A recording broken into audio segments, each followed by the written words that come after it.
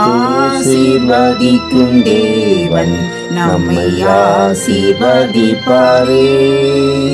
துதி ஸ்தோத்திரம் இயேசுநாதா, துதி உமக்கே என்றுமே. இன்று ஒரு வசனம்.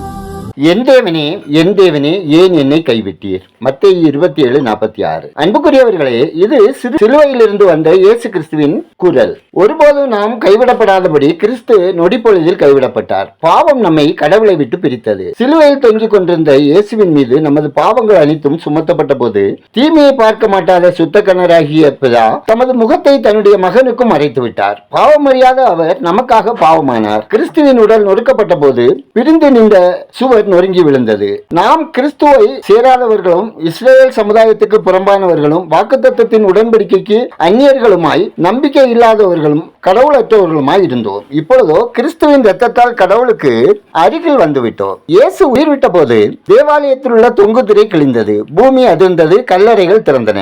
இனி எதுவுமே தடுக்க முடியாது. மகா புனித ஸ்தலத்துக்கு வழி திறக்கப்பட்டாய். இப்பொழுது தைரியமாய் கிருபாசனம் செல்லலாம்.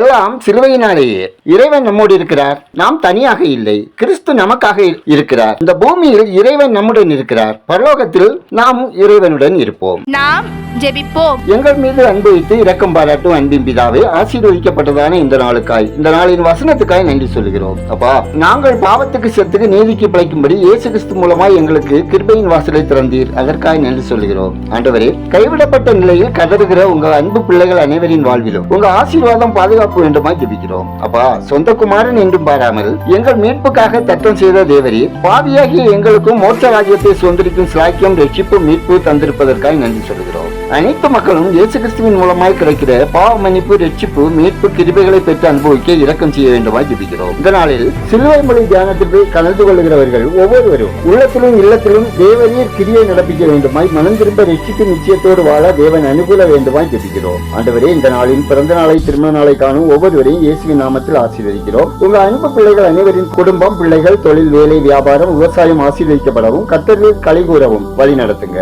உலகெங்கும் உள்ள அனைத்து மக்களும் ரட்சிக்கப்படவும் உங்க வருகையில் பங்கெடுக்கவும் தகுதிப்படுத்துங்க.